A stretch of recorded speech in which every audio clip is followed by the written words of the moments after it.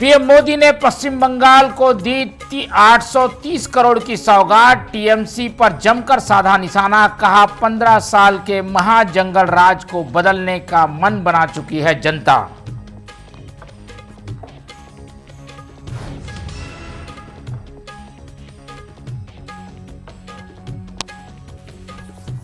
भारतीय संस्कृति का वैश्विक उत्सव शांति कुंज में शताब्दी समारोह में शामिल हुए सीएम धामी। केंद्रीय मंत्री गजेंद्र शेखावत, 80 देशों से 40,000 से अधिक साधकों ने लिया भाग।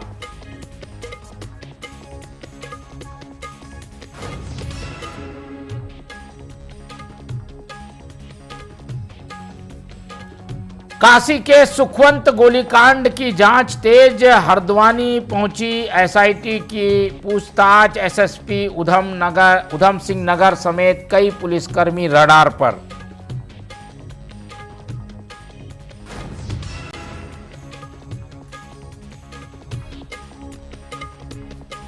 और चार धाम की यात्रा की तैयारियों में जुटा प्रशासन। कमिश्नर और अधिकारियों को निर्देश, कहा व्यवस्था में नहीं होनी चाहिए कोई कमी। श्रद्धालुओं के स्वास्थ्य और सुरक्षा पर फोकस।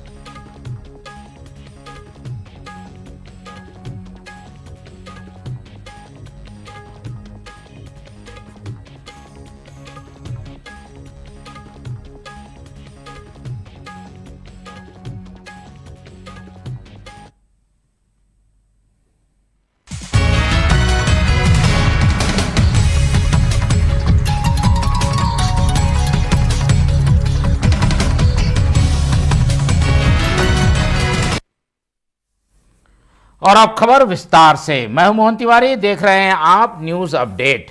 पश्चिम बंगाल के सिंदूर में प्रधानमंत्री नरेंद्र मोदी ने जनसभा को संबोधित करते हुए ममता सरकार पर तीखा हमला किया। पीएम ने कहा कि बंगाल की जनता अब असली परिवर्तन चाहती है और 15 साल के महाजंगल राज को बदलने के लिए तैयार है। उन्होंने आरोप लगाया है कि घुसपैठियों को बचाने के लिए टीएमसी किसी भी हद तक जा सकती है, बॉर्डर फेंसिंग के लिए जमीन तक नहीं दे रही सरकार। पीएम ने कहा कि टीएमसी के राज में बेटियां सुरक्षित नहीं। सिंगूर में पीएम ने 837 करोड़ के प्रोजेक्ट का किया शिलान्यास। इसके पहले असम में 6,957 करोड़ के काजीरंगा एलिवेटेड कॉरिडोर की आधारशिला भी प्रधानमंत्री ने रखी थी।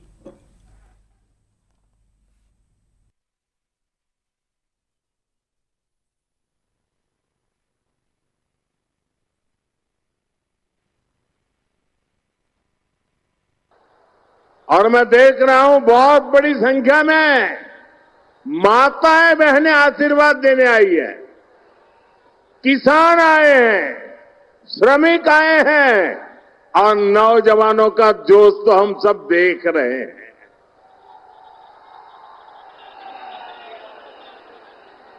सभी एक ही भाव से, एक ही आस लेकर के आए हैं कि हमें असली परिवर्तन चाहिए। हर कोई 15 वर्ष के महाजंगल राज को बदलना चाहता है।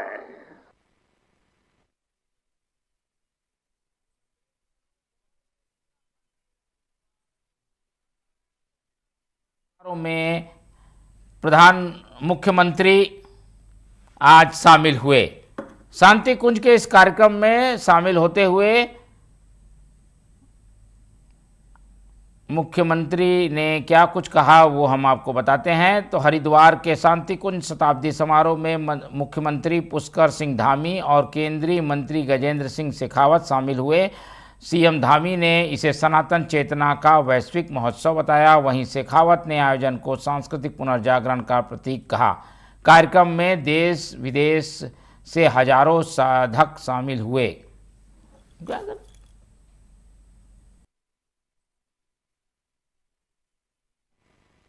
देखिए, आज पूज्य वंदनीय माता जी के जन्म शताब्दी वर्ष भी है और पूज्य गुरुदेव के द्वारा जो तप साधना की गई उसके भी 100 साल पूरे हो रहे हैं। पूरे देश भर के और दुनिया भर के लगभग 40,000 से भी अधिक साधक, भक्तगण, गायत्री परिवार के सदस्यगण यहाँ पहुंच रहे हैं। मैं सभी का देवभूमि उत्तराखंड पधारने पर सबका स्वागत करता हूँ, सबका अभिनंदन करता हूँ और सभी को शुभकामनाएं देता हूँ कि एक ऐसा वेद मंत्र जो हमको मिला है वो हमारे जीवन को आगे बढ़ाने में, जीवन को अच्छे रास्ते में ले जाने के लिए लगातार हमारा मार्गदर्शन करता है, हमें उत्साह देता है, हमारे अंदर ऊर्जा देता है, प्रेरणा देता है। उसको साधना की तरह समझकर हम जीवन में अपनाकर आगे बढ़ेंगे और इस संपूर्ण आयोजन के लिए, जिसमें इतना बड़ा आयोजन हमारे डॉक्टर चिन्मया जी ने किया है, मैं इनको बहुत बधाई देता हूँ। ये कोई सामान्य आयोजन नहीं है।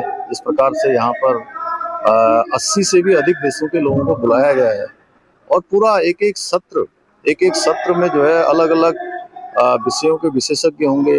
देश दुनिया के बड़े बड़े प्रख्यात जो महानुभाव होंगे, उनके द्वारा जो विमर्श यहाँ पर किया जाएगा, जो ज्ञान दिया जाएगा या जो बातें की जाएंगी, वो निश्चित रूप से पूरे सनातन के लिए भी, पूरे हमारे भारत के लिए भी बहुत आने वाले समय में एक अमृत का काम करेंगे। उससे जिस क्षण की प्रतीक्षा हम लोग कर रहे थे वो आज आ ही गया। वंदनीय माता जी के, पूज्य गुरुदेव की साधना के और अखंड दीपक के प्राकट्य के 100 वर्ष, तारीख से भी आज 100 वर्ष है और तिथि से भी 5 दिन के बाद 100 वर्ष हो रहे हैं। इन दोनों के मध्य की जो घड़ी है वो हम लोगों ने साधना, समर्पण, संकल्प 3 आधारों पर केंद्रित करी है और इस भाव के साथ करी है कि हमारे कार्यक्रमों का, हमारे केंद्रों का, हमारे कार्यकर्ताओं का स्वरूप किस दृष्टि से हो। तो आज उसकी प्रथम शुरुआत ध्वजवंदन के साथ माननीय मुख्यमंत्री जी के साथ, माननीय केंद्रीय संस्कृति मंत्री माननीय श्री सतपाल जी महाराज और अनेकों गणमान्य अतिथियों के मध्य में शुरुआत हुई। आने वाले दिनों में अलग अलग दिन में अलग अलग विषयों के विशेषज्ञ यहाँ पर उपस्थित होंगे। वहीं अल्मोड़ा पहुंची भाजपा महिला मोर्चा की प्रदेश अध्यक्ष रुचि भट्ट का कार्यकर्ताओं ने जोरदार स्वागत किया। इस दौरान रुचि भट्ट ने कहा कि केंद्र और राज्य सरकार की योजनाओं को अंतिम व्यक्ति तक पहुंचाना उनका लक्ष्य है। उन्होंने संगठन विस्तार की बात कही और अंकिता मामले पर कांग्रेस पर राजनीति करने का आरोप लगाया।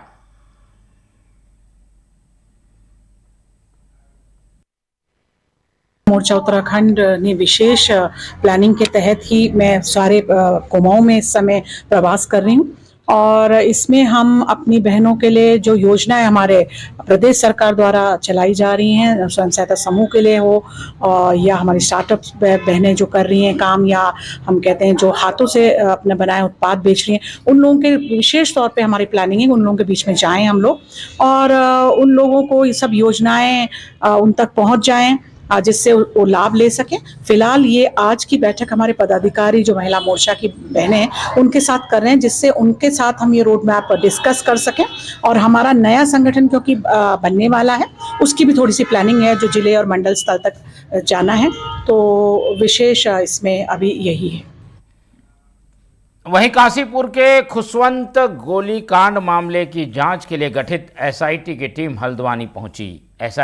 एसटीएफ आईजी नीलेश आनंद के नेतृत्व में टीम घटनास्थल होटल पहुंची। मामले में उधम सिंह नगर के एसएसपी सहित कई पुलिसकर्मी रडार में हैं। आईजी ने बताया कि केस की एफआईआर आईटीआई काशीपुर के काठगोदाम थाने में ट्रांसफ़र कर दी गई है। उधम सिंह नगर पुलिस को मृतक के परिजनों से संपर्क न करने के निर्देश दिए गए हैं। मृतक के घर की सुरक्षा दूसरे जिले की पुलिस संभालेगी।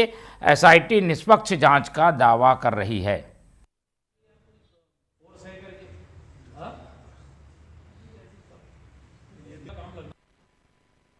जो पूरी एसआईटी बनी है इस सुखवंत जो है आत्महत्या मामले में, जो है इस जो घटनास्थल है काठगोदाम का जो होटल है, तो इसमें जो है पूरी फील्ड यूनिट और एसआईटी की टीम द्वारा जो है ये इसमें पुनः इसमें एक बार निरीक्षण किया जा रहा है। मजीद जो है वो उसमें सारे जो गवाहों के समक्ष जो है ये इसको डिटेल में जो है सारे साक्ष्य पुनः जो है वो लिए जा रहे हैं।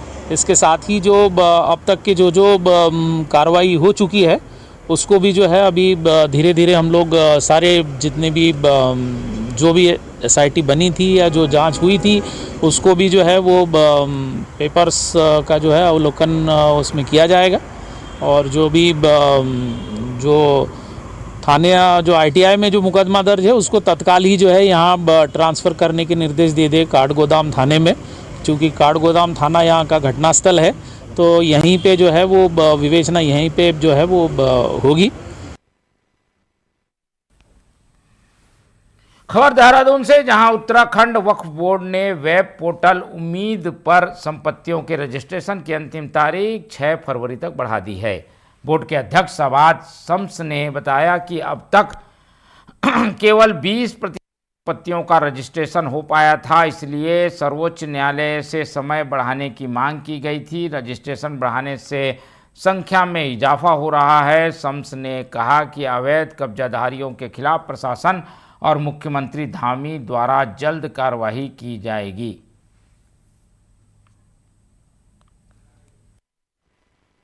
वक्फ अमेंडमेंट एक्ट उम्मीद के ऊपर जो पोर्टल में रजिस्ट्रेशन का समय बढ़ा था उसमें अब धीरे धीरे आंकड़े बढ़ रहे हैं, लेकिन हम फिर इस बात को कह रहे हैं कि जल्द ही ये समय सीमा समाप्त हो जाएगी और उसके बाद जो पूरे प्रदेश में देश के अंदर अलग अलग प्रदेशों ने जो समय लिया है उस समय के बाद स्टेट गवर्नमेंट्स काम करते हुए नजर आएंगी। अब वक्फ बोर्ड उत्तराखंड धामी सरकार के नेतृत्व में मैं ये बताने जा रहा हूँ, आपको एडवांस में बता रहा हूँ कि जो भी वक्त माफिया बैठा है, जो भी इंक्रोचर बैठा है, उसके खिलाफ सख्त कार्रवाई करते हुए अब आपको धामी सरकार नजर आएगी और मैं इस बात को बहुत जिम्मेदारी से कह रहा हूँ। वहीं चारधाम यात्रा 2026 की तैयारियों को लेकर प्रशासन ने कमर कस ली है। गढ़वाल कमिश्नर विनय शंकर पांडे ने अधिकारियों को यात्रा व्यवस्था में किसी भी तरीके से लापरवाही न बरतने के निर्देश दिए हैं। यात्रा के दौरान ट्रैफिक, पेयजल, शौचालय, पार्किंग, सड़क मरम्मत, सुरक्षा, स्वास्थ्य और परिवहन सेवाओं पर विशेष फोकस किया जा रहा है। प्रशासन ने सुरक्षा के मद्देनज़र बद्रीनाथ धाम में सिंह द्वार से आगे मोबाइल और कैमरा ले जाने पर रोक लगाने का निर्णय लिया है। इसके साथ ही क्लॉक रूम की व्यवस्था की जाएगी। केदारधाम में भी चबूतरे पर कैमरा चलाने की अनुमति नहीं होगी। प्रशासन का उद्देश्य श्रद्धालुओं को सुरक्षित, सुगम और व्यवस्थित यात्रा सुविधा देना है। न केवल हमारे उत्तराखंड राज्य के लिए बल्कि इस पूरे देश के लिए बड़ी ही महत्वपूर्ण धार्मिक यात्रा होती है और बाबा केदारनाथ, बद्रीनाथ जी, गंगोत्री, यमुनोत्री और हेमकुंड साहब ये हमारे सभी बड़ी पवित्र तीर्थ स्थल हैं। इस यात्रा को माननीय मुख्यमंत्री जी ने स्पष्ट निर्देश दे रखा है कि इसकी तैयारियां बहुत ही समय से होनी चाहिए और बहुत ही उच्च कोटि की होनी चाहिए, कहीं कोई कमी न रहे। इसीलिए हम लोगों ने आज ये पहली बैठक, जो हमारा सीज़न समाप्त हुआ है उसके बाद पहली बैठक आज की गई है, जिसमें सभी यात्रा रूट के आने वाले लगभग पूरा गढ़वाल मंडल आप मान सकते हैं, सभी जिलों के जिलाधिकारी और पुलिस अधीक्षक, वरिष्ठ पुलिस अधीक्षक उपस्थित थे। सभी लाइन डिपार्टमेंट्स, चाहे PWD हो, BRO हो, NH हो, पेयजल हो, आपका ट्रांसपोर्ट डिपार्टमेंट हो, सभी डिपार्टमेंट्स के भी अधिकारी थे। हम लोगों ने पहले लास्ट ईयर की जो यात्रा हुई उसके एक्सपीरियंसेस सबसे सुने, क्या कमियां अगर रह गई हैं हमसे तो उसको भी सब नोट किया गया और ये यात्रा और बेहतर ढंग से कितनी हो सकती है सबके सुझाव लिए गए। देखिए, जैसा कि आप अवगत हैं कि अभी कमिश्नर साहब की अध्यक्षता में मीटिंग हुई जिसमें हमारे ज़िले के SSP और SP पूरे गढ़वाल मंडल के आए हुए थे। सारे SSPs को निर्देशित कर दिया गया है कि जो भी यात्रा मार्ग में जो नए जो सीजनल जो चौकियां हैं, जो पर्यटन की दृष्टि से और चारधाम की दृष्टि से जो चौकियां जो हैं उनकी जो इंफ्रास्ट्रक्चर है उनको देख लें, क्योंकि अभी ये शुरुआती अभी मीटिंग है तो सबको ये बता दिया गया कि जो जो डिमांड्स हैं फोर्स की और उसकी डिमांड्स जो है वो रेंज लेवल को भेज दिया जाए। साथ साथ जो लास्ट ईयर जो हम लोगों ने संपूर्ण यात्रा मार्ग को जो श्री यमुनोत्री, श्री गंगोत्री यात्रा मार्ग और यहाँ पे श्री बद्रीनाथ, श्री केदारनाथ जो यात्रा मार्ग है, वो सारे समस्त यात्रा मार्ग को हमने 10-10 किलोमीटर के सेक्टर्स में बांटा था और उस 10 सेक्टर में हमने वहाँ पे मोटरसाइकिल पे हमने दो पुलिस कर्मियों की वहाँ पे राउंड द क्लॉक वहाँ पे ड्यूटीज लगाई थी। तो इससे हमारा पूरा जो चार धाम का जो एरिया है उसको हमने कवर अप कर लिया था, जिसमें कि लास्ट टाइम की जो गुड प्रैक्टिस जो हमने की थी, जिसमें सेक्टर में जो डिवाइड किया था उसमें कोई जाम की स्थिति नहीं हुई। और अगर कोई यात्री और कोई श्रद्धालु कहीं बीच रास्ते में आते हैं और उनको कोई इमरजेंसी सिचुएशन जैसे कोई मेडिकल या फिर कोई अन्य चीज़ों की जो आवश्यकता होती है जिसमें कि हम उनकी हेल्प कर सकते हैं, तत्काल रूप पे हम वहाँ पे पहुँचकर उनकी हेल्प की थी। तो वो व्यवस्था इस बार भी रहेगी।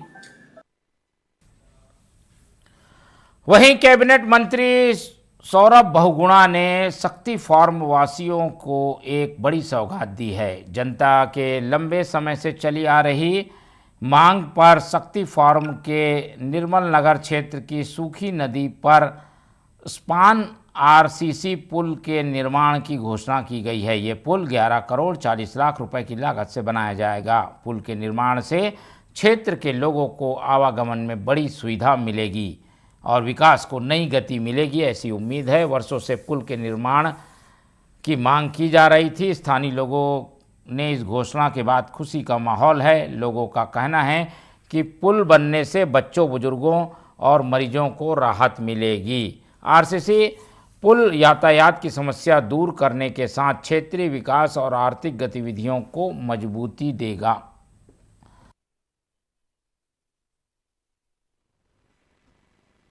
वैसे निर्मल नगर में अभी जो पुल का निरीक्षण हुआ ये बहुत अच्छा हुआ, क्योंकि आगे के लिए आगे सामने हमारा जो ब्लॉक भी पड़ता है उसके लिए आने जाने के लिए भी हमारा सुविधा है। और इस रोड से अगर पुल बन जाए तो हमारा गांव वाले क्षेत्र वासी चित्रगंज के लिए सभी के लिए अच्छा है। इसलिए मैं धन्यवाद करता हूँ। उन्होंने हमारे शक्तिवान के लिए जो स्पान पुल दिया है ये बहुत बड़ी शक्तिवान वासियों के लिए देन है, खासकर रतन फार्म एरिया के लिए बहुत बड़ी देन है, क्योंकि यहाँ के जो युवा लोग हैं जेल कम होते घूम के जाते हैं। अब रतन फार्म एरिया के जो हमारे युवा है वो डायरेक्ट यहाँ से कनेक्ट छिटकुल से हो सकते हैं, यूको फार्म से जुड़ सकते हैं। और हमारे यहाँ से ब्लॉक जो सुसुना ब्लॉक है वो भी हमारे लिए नजदीक पड़ेंगे। सौरभ माननीय मंत्री जी इस तरीके के बहुत सारे जो है विकास कर सेक्टर में किया। हाल ही में आप देख सकते हैं इतनी बड़ी बंग भवन जिनका उन्होंने उद्घाटन भी किया है। वहीं पावटा साहेब बल्लमपुर 4 लेन राष्ट्रीय राजमार्ग परियोजना उत्तराखंड और हिमाचल प्रदेश के बीच कनेक्टिविटी को नई मजबूती देने के लिए तैयार है। NH 2004 विकसित किलोमीटर यातायात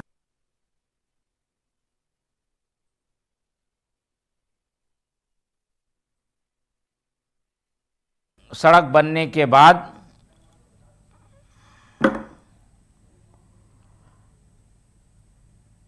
उत्तराखंड और हिमाचल के बीच कनेक्टिविटी को मजबूती मिलेगी। NH 7 के तहत विकसित 44.8 किलोमीटर लंबा ये कॉरिडोर देहरादून को यातायात जाम से राहत देगा और यात्रा में लगने वाली बड़ी समय की कमी पूरी करेगा। परियोजना ग्रीनफील्ड बाईपास, यमुना, आसान नदी और आधुनिक 4 लेन पुल, उन्नत सड़क सुरक्षा, स्मार्ट निगरानी व्यवस्था शामिल है। काम पूरा होने के बाद देहरादून का सफ़र मात्र 35 मिनट में तय हो सकेगा। यह परियोजना पर्यटन, उद्योग, रोजगार, क्षेत्रीय विकास के लिए मील का पत्थर साबित होगी। तुम देखो शहर से कनेक्ट करने वाला नेशनल हाईवे 7 था, जो पुराना 2 लेन जिसकी चौड़ाई थी, उसको 4 लेन वाइडनिंग की रिक्वायरमेंट जब ट्रैफिक के कंजेशन के हिसाब से हमने देखी तो उसके 4 लेन चौड़ीकरण का प्रस्ताव बनाया गया। Ministry of road transport and highways के द्वारा यह परियोजना 2022 में स्वीकृत करी गई और 2023 में इस पर कार्य शुरू करा गया। यह प्रोजेक्ट अभी 44 किलोमीटर की टोटल इसकी लेंथ है और इसकी कुल लागत लगभग 1650 करोड़ है और ये प्रोजेक्ट 95% फिजिकली प्रोग्रेस कंप्लीट हो चुका है। फरवरी 2026 तक पूर्ण रूप में कंप्लीट हो जाएगा।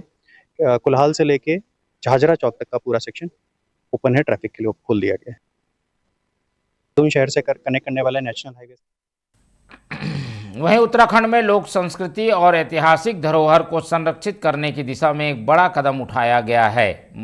मुख्यमंत्री पुष्कर सिंह धामी के निर्देश पर राज्य के पुराने और पारंपरिक बाजारों को उत्तराखंड की सांस्कृतिक शैली में विकसित किया जाएगा। पर्यटन विभाग ने इस परियोजना पर काम शुरू कर दिया है। प्रदेश के सभी 13 जिलों में स्थित प्रमुख बाज़ारों को हेरिटेज सिटी के रूप में संवारा जाएगा। दुकानों का एक समान पहाड़ी स्वरूप होगा और पारंपरिक शैली से जीवंत किया जाएगा। बिजली की लाइनें भूमिगत होगी और पेयजल सुविधा विकसित की जाएगी।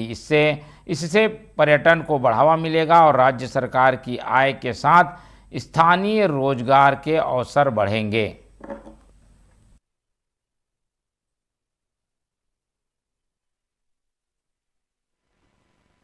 इस पर देखिए, माननीय मुख्यमंत्री जी के निर्देश हैं कि पूरे स्टेट में पर्वतीय जिलों में हो या फिर प्लेन्स में हो, वहाँ की स्थानीय शैली में ही मार्केट्स को धीरे धीरे हम लोग डेवलप करें, ताकि कुछ समय बाद पर्यटकों के एक्सपीरियंस को बढ़ाने के लिए, अच्छा करने के लिए हम एक चीज़ दे पाएँ। तो इसी कड़ी में अभी जैसे अल्मोड़ा में जो पटाल बाज़ार है, काफ़ी ऐतिहासिक है। अगर आप पटाल बाज़ार कभी जाने का आपको अवसर मिलेगा तो आपको देखेंगे कि जो आर्किटेक्चर है हमारा, जो कास्ट कला है, उसका बहुत ही अच्छा एक सुंदर दृश्य आपको देखने को मिलता है। वैसे ही आपका नैनीताल में अगर आप आएंगे तो वहाँ पे भी जो बड़ा बाजार है, वहाँ की ऐतिहासिक बाजार है।